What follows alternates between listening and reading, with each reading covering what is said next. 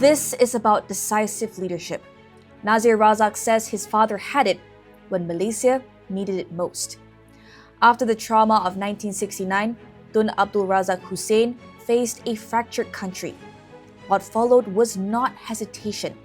It was action, informed, measured, and firm. The mission at that point in time was absolutely clear. Tun Razak and his contemporaries were initially fighting for independence. They got independence, and this is the borders of Malaya, and then it became these are the borders of Malaysia. And out of that, we were to build a nation.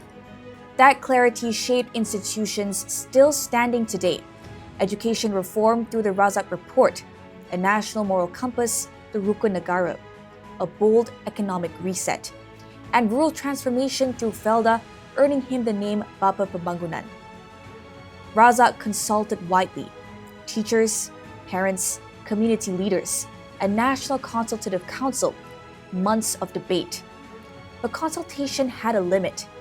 Nazir says leadership means knowing when to stop talking and decide.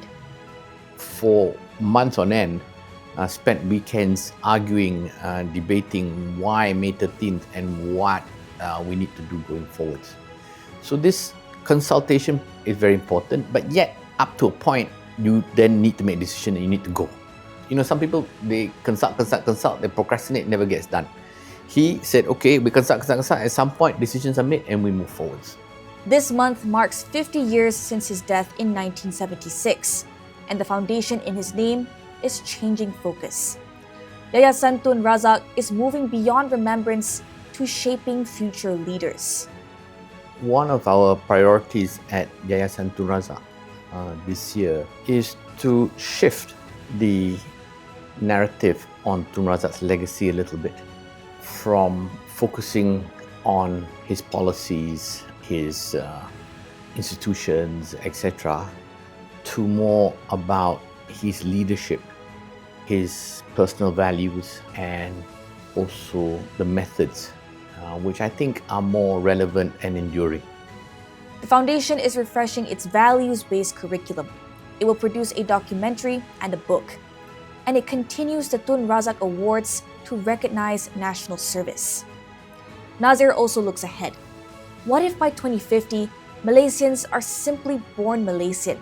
No racial labels on identity cards. A shared starting point. We don't need to put in our IC whether we're Malay, Chinese or Indians. We are all born Malaysians, maybe. Razak served under Tunku Abdul Rahman, became Prime Minister in 1970 and led with empathy, but never indecision.